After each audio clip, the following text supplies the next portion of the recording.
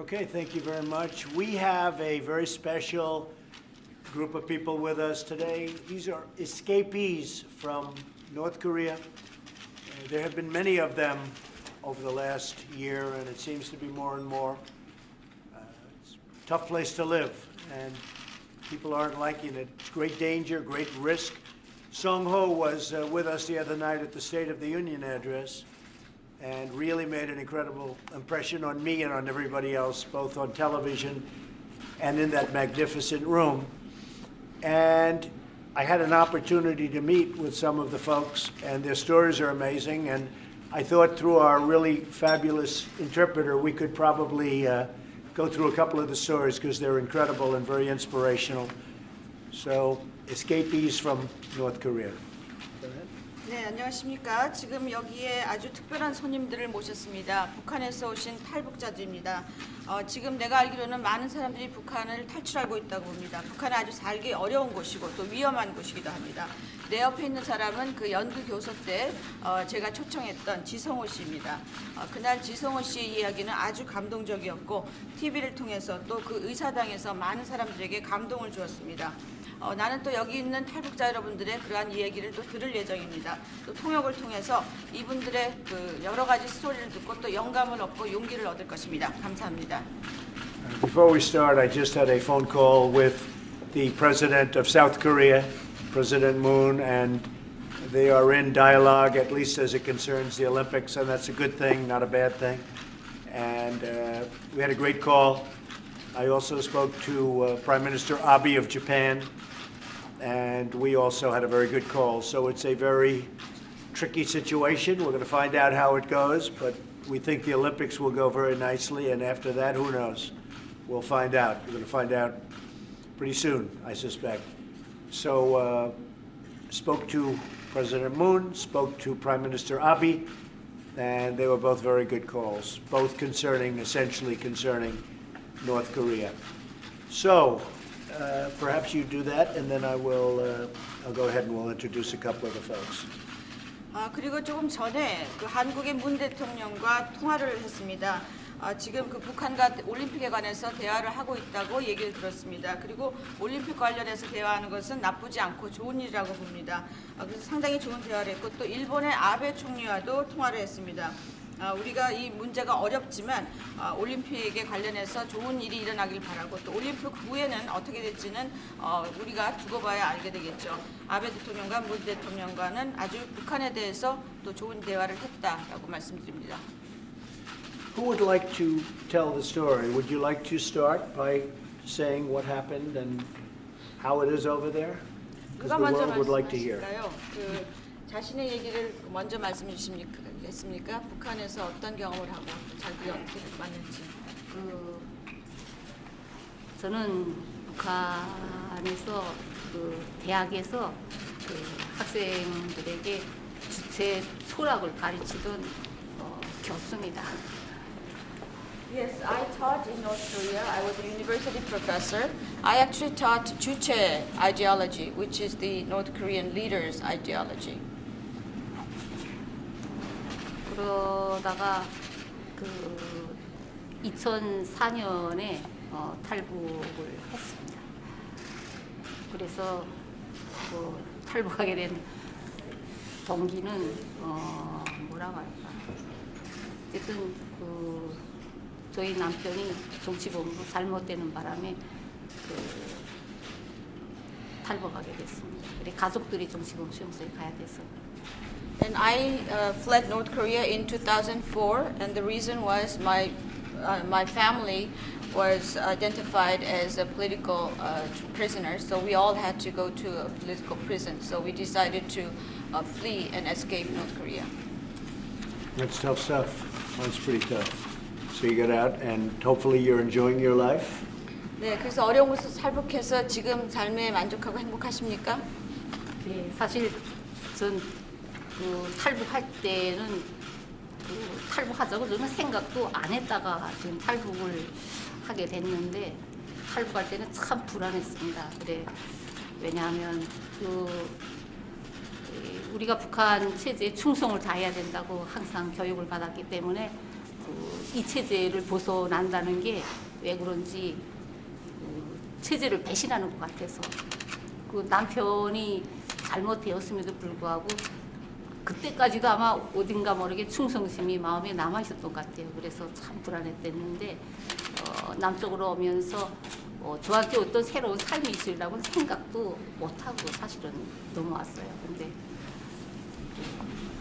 Yes, when I was escaping North Korea, I was never exposed and never experienced outside world, so I was very nervous because North Korea regime and North Korea is all I knew.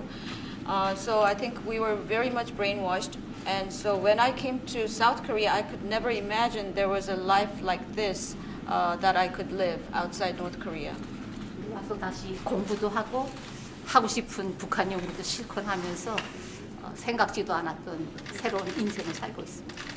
So I was able to get educated in South Korea and I could say freely whatever I thought, which you couldn't say anything or you couldn't criticize anybody in North Korea. So I'm really living a new life that I had not imagined before. Well, congratulations. That's great. That's great. It's a great story. 네, 좋습니다. Yes, go ahead. 말씀하시죠. 정광일입니다. 저는 북한 정치범 수용소 수감자 출신입니다. 북한에서 3년간 정치범 수용소에 수감되었습니다. My name is Jong-un. I was also imprisoned in North Korea, a political prison. So I was there for 3 years. 저는 한국에 와서 노첸이라는 단체를 만들어가지고 지금 현재는 북한 정치범 수용소 해체와 북한에 정보 유입하는 활동을 하고 있습니다. So I am heading an organization in South Korea called No Chain, and what we do is to trying to stop abuse to North Korean political prisoners in North Korea, and we also focus on sending more information to North Korean residents so they are aware of what's happening outside North Korea and inside. 대통령께서 한국에 오셔가지고 국회에서 한 연설을 보았고 제일 먼저 제가 북한으로 그 연설을 보냈습니다. And we heard President Trump make the remark and speech at the South Korean National Assembly, and I was the first one to translate that speech and send it to North Korea. 그 영상을 본 북한 주민들은 많은 감동을 받았고 또한 힘을 가지고 있더라고요. And the people who saw the President Trump's speech made at the Korean National Assembly was very moved and very impressed by the speech, and they were able to get confidence and support. 앞으로도 Thank you very much. It's very nice. 감사합니다. Thank you very much. Hope it helped. 네, 도움이 됐기를 바랍니다. That's great. Yes, ma'am.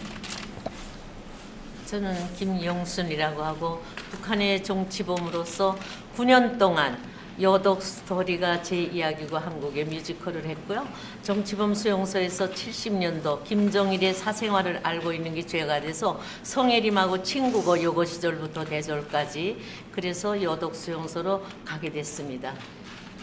Yes, my name is Kim Young-sun. I was a political prisoner in North Korea. I was imprisoned in Yeodok prison for 9 years. There's actually a musical, Yeodok, that is made based on my story.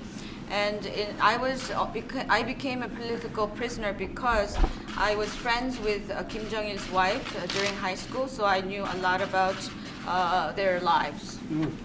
그래서 여독 수용소에서 7식구가 들어갔는데 남편은 못 나오는 수용소 7월 4일에 없어지고 여독 수용소에서 제가 7식구 엄마 아빠 아이들 너희 저하고 들어가가지고 다 죽고 현재 살아있는 사람 저 하나하고 아들 하나가 중증 장애인으로 있습니다. There were 7 in our family. My husband disappeared. I didn't know where he was. Of course, he believed he's dead.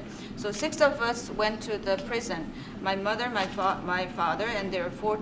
We had 4 children. All of them died, and so I am remaining. And I have 1 son who is gravely physically disabled. 반탐국장이 89년도에 와서 성혜림 때문에 여대 간 거 몰랐는데 성혜림은 김정일의 초도 아니며 아들도 낳지 않았다. 이것은 새빨간 유언 비언이다. 다시 한번 어디서 들었거나 유발할 때는 용서치 않는다. 그래서 탈북을 결심했습니다. 그래서 2001년 2월 1일에 탈북해서 중국에 2년 6개월, 한국에 입국한 지는 이제 14년 됐습니다. So in 1989, they said that I was spreading lies because they said that Song Hye-rim is not a real wife of Kim Jong-il and she had no son from Kim Jong-il. So they said if you spread any more rumors, you'll feel the consequences. And that's when I decided to flee North Korea. I fled North Korea in 2001, and I spent 2.5 years in China. And I went and I came to South Korea after that, and it's been 14 years since I've lived in South Korea. And things are going well? 그리고 지금 잘 계십니까? 한국에서? 대한민국에 와서는 한국의 벽돌 한 장 안 들었어도 대한민국에 와서 긍정적인 마인드를 갖고 감사합니다 하고 살고 있습니다. Yes, after I came to South Korea, I don't think I made any contribution to South Korea, but they welcomed me, and I have a very positive mind, so I'm very appreciative of what I have right now and live happily. Great, great story. Thank you very much. 네, 감사합니다. It's an amazing story. 네. Please. Thank you for inviting us to listen. Thank you. Yeah. This is Peter Ho from Radio Free Asia that who supported by U.S. government. I have been working 10 years. So I escaped to China in 2000, and I lived in South Korea for 7 years. And the Radio Free Asia headquarters invited me to work at Washington, D.C. So we are happy in the United States. And last year, I became a U.S. citizen. I was very honored to become United States citizen. Great. Wow. That's fantastic. Congratulations. It's great. 축하합니다. Thank you very much. Appreciate it. Mr. President, my name is Han Seol-lee, and I'm the author of The Girl with the Seven Names, and I came from the most ridiculous country on earth. First, I want to thank you for that you said the U.S. will act alone on North Korea if China does not help. That made me cry because that's exactly what I wanted to hear for so long from leaders like you. And I was presented a your speech at the South Korea's National Assembly last November, and I really wanted to shout with joy because I was so moved.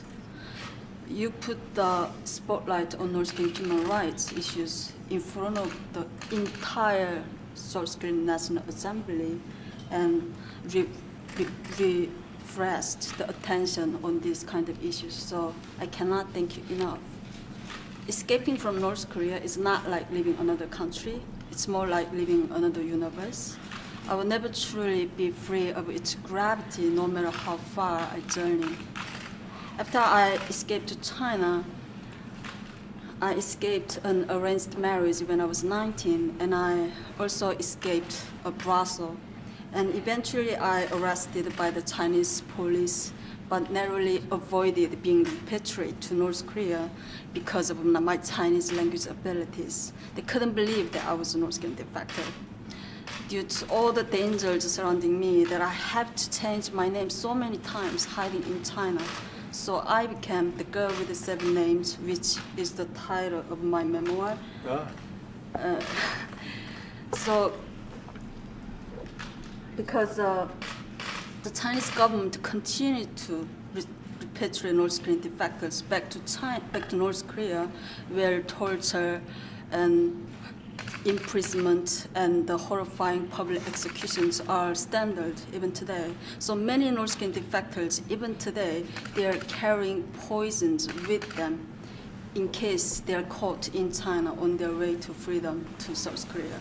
They would rather die, kill themselves, than be repatriated to North Korea and suffer horrifying results from the regime. So, Mr. President, please help us to stop the repatriations from China and give North Korean people the freedom that they deserve. Thank you for your time. Thank you very President. much. Thank you very much. It's an amazing title of a book. Thank you. Okay. Thank you. 제목도 너무 Thank you for 그리고 감동적인 제목입니다. Thank you. Yes. Mr. President, my name is Kwang-jin Kim. I defected in 2003. I worked in Singapore as a banking agent. I worked for Mr. Jang Song-taek, who was executed, brutally killed by his cousin. And I ran Revolution Farm there. And I was lucky to escape North Korea with my wife and son. And my son is now staying. He actually, graduated Yorktown High School here in Arlington. And I worked for 2 years for Human Rights Committee, U.S. Human Rights Committee in North Korea here in Washington, D.C. Since I defected, I began to work for government think tank, which is called INSS, writing reports on North Korea and security issues. And I really want to thank you for your wonderful remarks at the State of the Union and the invitation of our friend Z there. She was the only foreigner invited there. And and also thank you very much for your speech last year at the South Korean Assembly. And I'm sure that your message will discredit the false, will discredit the, I just forgot that, exact wording, of your speech. It will give courage to the North Korean elite and, will be a great inspiration to many people there. So thank you so much. Well, thank you very much. It's really, they're incredible stories. We actually have 2 other people outside, and they're literally afraid of execution. They didn't want to be with cameras, and I can understand that. They were very concerned with that, and we would certainly not want to force them to be here. So they're right outside, but they didn't want to be on camera for a lot of very bad reasons. I want to thank you. You were so incredible the other night during the State of the Union. The story of walking across China and further than that. It was sort of a funny story. When I said I'd like to have him stand, one of my people said, "Don't ask him stand. He lost his foot. His leg is in terrible shape." I said, "He just walked across China." So he had no problem standing. I mean, to do what you've done is incredible. So would you like to say a few words? 잠깐 여기까지 말씀드리고요. 지금 여러 가지 말씀해 주신 거 대단히 감사드립니다. 그리고 또 지금 이 자리에 함께하지 않은 탈북자 2사람이 있습니다. 그 사람들은 만약에 자기들의 사진이 나가면은 어떤 처형이 당하거나 이런 불이익을 당할 수 있기 때문에 지금 바깥에서 또 기다리고 있습니다. 북한은 그렇게 두려운 정권이라는 것입니다. 그리고 지금 옆에 앉은 지성호 씨 감사드립니다. 연두 교소 때 아주 놀랍고 감명 있는 그러한 얘기를 해줘서 굉장히 감사드리는데 그 뒤에 굉장히 재미있는 얘기가 있습니다. 뭐냐면은 내가 지성호 씨의 얘기를 들은 다음에 그러면 그 사람이 일어나게 하자 그랬더니 내 옆에 스태프들이 다리가 불편해가지고 못 일어난다라고 하더군요. 그래서 내가 무슨 소리냐 그 다리를 가지고 중국을 거쳐서 대한민국까지 왔는데 일어날 수 있을 것이다라고 했는데 과연 연두 교소 때 지성호 씨가 일어나셔서 많은 사람들에게 감명을 주었습니다. 감사합니다. 저는 이제 상상할 수 없는 그렇게 이제 크고 정말 이제 놀라운 자리에 이제 섰습니다. 또한 정말 이제 영광은 평생 이제 잊을 수 없는 그런 영광입니다. 얼마나 많이 울었는지는 이제 기억이 안 나고요. 정말 이제 마치고 이제 방에 돌아와서도 엄청 울었고요. 또한 이제 대통령께서 이제 인스타그램에 이제 저희 스토리를 써서 이제 다 올려주신 것을 제가 봤어요. 또 울었습니다. 그리고 정말 이제 지난해 이제 대한민국 의회에 제가 초청받아가지고 이제 대통령 연설할 때 이제 초청받았었는데요. 그때도 이제 울었고 제가 이제 대한민국에 와가지고 제일 많이 이제 연설을 들으면서 울었던 그분이 이제 트럼프 대통령님이시고 그리고 이제 정말 북한 주민들을 제일 많이 사랑해 주셔서 이제 너무 감사합니다. Thank you very much. This is unimaginable for me to be here and invited in such incredible, events. I think this honor I will not forget, and that I'll carry it for the rest of my life. And I've been crying a lot these past few days. After I returned from the State of the Union address, when I came back to the hotel, I kept crying because I was so moved by the whole experience. And I also saw that President Trump had also put my story on the Instagram, so I cried again. And actually, when President Trump came to South Korea and delivered his speech at the Korean National Assembly, I cried as well. So actually, the speeches that I was so moved and influenced and brought me to tears are the two speeches that I heard from President Trump. And I'm so appreciative that President Trump thinks about the people in North Korea, our suffering, and that you're paying attention and trying to help us. So thank you. Well, we do, and those are amazing stories, and I want to thank you all for being here. This is the Oval Office, very famous office. I guess most of you have heard about the Oval Office. A lot of things happen here. Hopefully they're all for the good, but a lot of things happen right in this space. So it's my honor to have you here. Thank you. 네, 대단히 감사합니다. 여러분 아마 그 미 대통령 집무실에 대해서 그 오벌 오피스에서 많이 들으셨으리라고 믿습니다. 이게 바로 그 유명한 그 대통령, 미국 대통령 집무실입니다. 여기에서 많은 것들이 일어나고 있는데 희망하건대 많은 좋은 것들, 많은 좋은 정책이 나와서 많은 사람들 듣게 되기를 바랍니다. 오늘 와주셔서 대단히 감사합니다. Okay. Thank you. Thank you very much, everybody. Thank you. Let's go.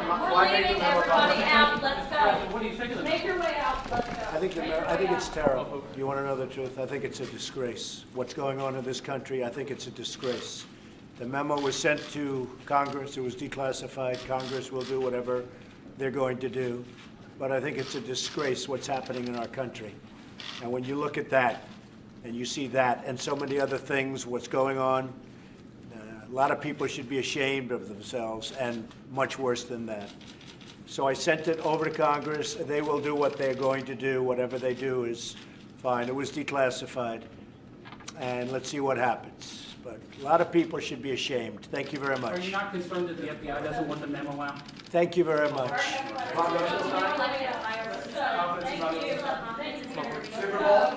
You figure that one out. I don't think so. These are just great people that have suffered incredibly. There were many, many others like them that have suffered so much. And they were here, and I said, let's tell you a story very quickly. We have others in a different room, as I told you, that are really petrified to be here. Petrified. So it's tough stuff. It's tough stuff. President, do you believe there's more that the United States can do to help North Korean defectors? Well, we're doing a lot. We've done more than, we have many administrations that should have acted on this a long time ago. When it wasn't at this kind of when we weren't in this kind of a position. You know, we ran out of road. You know the expression. The road really ended. They could have done it 12 years ago. They could have done it 20 years ago. They could have done it 4 years ago and 2 years ago. We have no road left. So we'll see what happens. But in the meantime, we'll get through the Olympics, and maybe something good can come out of the Olympics. Who knows? Thank you very much, everybody. Thank you. Do you still have confidence in Rosenstein? Thank you very much, everybody.